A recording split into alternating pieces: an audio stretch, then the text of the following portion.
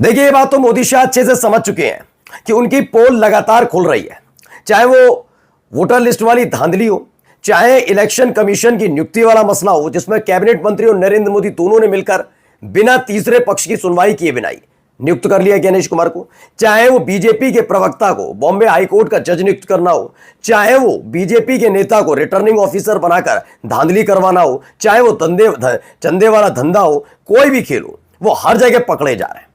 अब ऐसे में उन्हें डर सताने लगा है कि अगर चंद्रबाबू नायडू ने, अगर नीतीश कुमार ने या उनकी किसी सहयोगी पार्टी के नेता ने जो फिलहाल उन्हीं की कैबिनेट में मंत्री बने साथ छोड़ दिया तो क्या कॉन्स्टिट्यूशनल क्लब वाला जो खेल क्रॉस वोटिंग वहां पर हुई थी, उनकी अपनी पार्टी के सांसदों ने की थी, वैसा खेल कर दिया तो कुर्सी तो जाएगी जाएगी, साथ में साख भी बिगड़ जाएगी। तो विपक्षी पार्टियों से लेकर अपने ही सहयोगियों पर लगाम कसने के लिए एक संविधान संशोधन आ गया।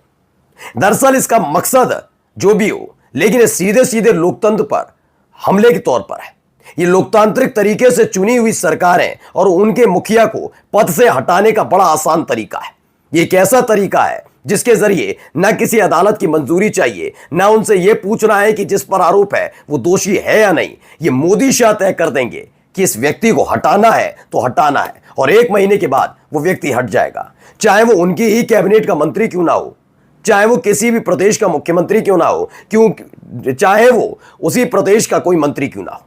जो चाहेंगे बड़े इनके इशारे पर होगा। अगर ये कानून बन गया तो कानून क्या है दिखाने जा रहा हूं, देखिएगा। क्योंकि कल तक जब कहा जाता था कि संविधान बदल देंगे, ये लोकतंत्र से खिलवाड़ करेंगे, तो ये खींच जाते थे, बौखला जाते थे। जनता ने 240 पर लाए। अब ये चाहते हैं 240 पर रहने के बावजूद अपने सहयोगी और विपक्षी दलों को चुन चुन को कैसे उनकी पार्टियों को खत्म किया जाए।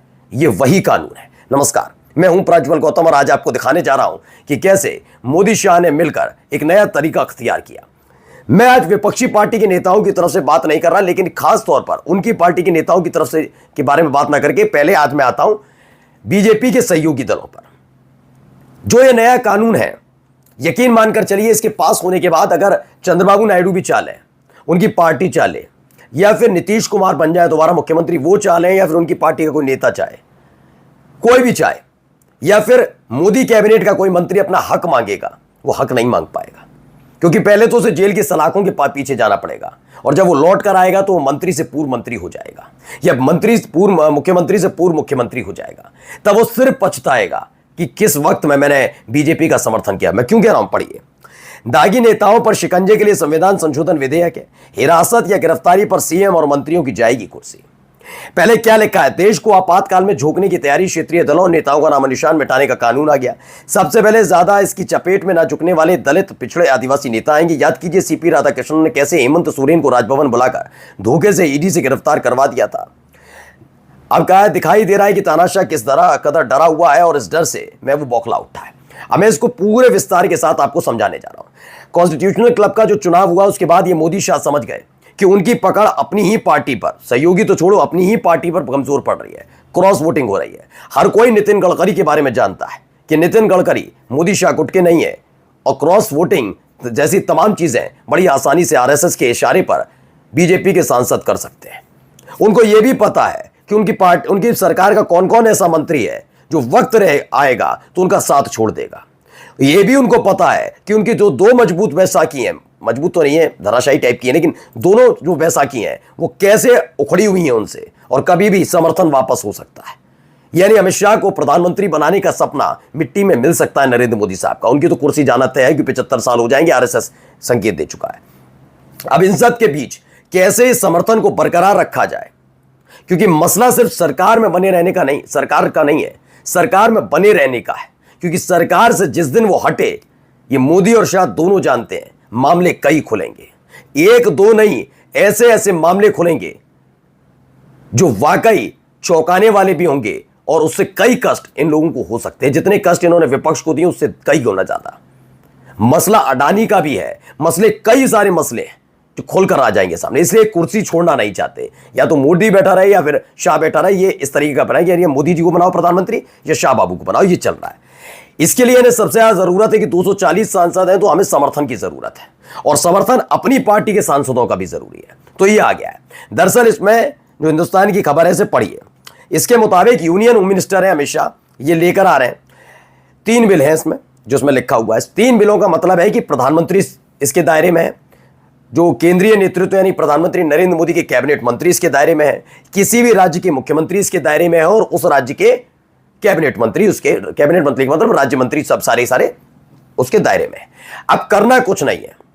कल इनके मानकर चलिए किसी एक नेता ने मोदी शाह के खिलाफ आलोचना कर दिया, मोदी शाह के खिलाफ बगावत का बिगुल फूंक दिया, जो इनका अपना सहयोगी, मैं तो विपक्ष को तो अभी छोड़ ही दो, अगर इनके सहयोगी ने कर दिया, किसी ने भी एक किसी का नाम मन में सोचिए, उसने कर दिया, तो कुछ नहीं होगा। दूसरे दिन उसके घर पर ईडी सीबीआई खड़ी होगी, वो फौरन एक कागज दिखाएगी कि इस मामले में आप आरोपी हैं, और वो जो आरोप लग रहा होगा वो 5 साल या 5 साल से ज्यादा सजा का प्रावधान वाला आरोप होगा। ये भी है इसमें, 5 साल या 5 साल से ज्यादा प्रावधान वाले आरोप में ये होगा, तो 5 साल या 5 साल से ज्यादा सजा वाला प्रावधान वाला आरोप होगा। आरोप लगते ही फौरन गिरफ्तारी या हिरासत में लिया जाएगा, 30 दिन जेल में या हिरासत में रखा जाएगा। कोर्ट से कोई मतलब नहीं। कोर्ट अगर ये कहती रहे कि फलाना नेता जिसके ऊपर यह आरोप लगा है, अब ये साबित नहीं हुआ, सबूत नहीं दिए, कोई मतलब नहीं, बस 30 दिन। अनिवार्यता यह है कि 5 साल या 5 साल से ज्यादा सजा वाले किसी मामले में आरोपी को 30 दिन जेल या हिरासत में रखा जाए, फौरन ही उसकी कुर्सी छीन ली जाएगी, चाहे वो कैबिनेट मंत्री हो, चाहे मुख्यमंत्री हो, या किसी राज्य का मंत्री हो। प्रधानमंत्री तो नरेंद्र मोदी हैं, तब तक उन पर तो कोई आरोप लग ही नहीं सकता। कोई इनके ईडी सीबीआई उनसे पूछताछ करने जाएगी, तो उन्हें मालूम है नैतिकता दिखानी इसलिए जरूरी थी प्रधानमंत्री का नाम रखकर, जिससे ये दिखाया जाए कि मैं भी उसमें हूं। क्या आप कभी सोच सकते हैं नरेंद्र मोदी से कोई ईडी सीबीआई इनकम टैक्स पूछताछ करने गई है कभी? क्या बीजेपी शासित किसी राज्य के मुख्यमंत्री से किया? मैं तो नाम गिनाता हूं, हेमंत सोरेन का कर लिया, अरविंद केजरीवाल कर दिया, केजरीवाल की सरकार में मंत्रियों कर दिया। हेमंत बिस्व शर्मा से कभी पूछताछ की? उनकी पत्नी पर कितनी गंभीर आरोप हैं, उन पर कितने गंभीर आरोप हैं। अजित पवार को चक्की पिसवा रहे थे, क्या है हुआ? छगन भुजबल की ईडी को मिलती नहीं है चार्जशीट। ये स्थिति है। जब सत्ता चली जाती है दिल्ली से अरविंद केजरीवाल की, तो सत्येंद्र जैन मासूम हो जाते हैं, बाद में पता लगता है कोई सबूत ही नहीं था। तो ये इनकी रणनीति है। अब मैं बताता हूं इनका क्या क्या खेल और है। पहले तो अशोक कुमार क्या कहते हैं, पढ़िए। चुनाव लड़िए, ईडी सीबीआई वोट चोरी से पार पाके अगर जीत गए तो हटाने का इंतजाम हो गया। एक फर्जी केस, महीने भर बिना सुनवाई के जेल, आसान है बड़ा। और केंद्र से भेजे गए राज्यपाल महोदय आपको मुख्यमंत्री और मंत्री की कुर्सी से हटा सकते हैं। यह बात स्पष्ट होने जा रही है। और यह सिर्फ विपक्षी पार्टी के नेताओं के लिए नहीं है, मुख्यमंत्री या मंत्रियों के लिए नहीं है, यह उनके अपने सहयोगियों के लिए है। क्योंकि यह बात समझ गए, बीच बीच में चिराग पासवान, कभी अभी रामदास अठावले ने मुद्दा उठा दिया था, नितिन गडकरी जो है बीजेपी के नेता और सांसद, लेकिन जिस तरीके से एक डर सताता रहता उनको लेकर, यही स्थिति बनी हुई किसके लिए है? चंद्रबाबू नायडू के लिए भी, कि अगर ज्यादा बागी तेवर दिखाए तो क्या करेंगे। नीतीश कुमार के लिए तो उनके अपने सहयोगी भी इसी पकड़ में है। बाकी अपना नाम प्रधानमंत्री का पद सिर्फ इसलिए डाला गया है कि कल जब सवाल पूछा जाए तो बता दिया जाए हम भी तो उसी दायरे में। लेकिन दायरा तो तब होगा जब आप कानून को मानते होंगे, जब ईडी सीबीआई इनकम टैक्स की हैसियत और औकात होगी आपसे सवाल कर ले।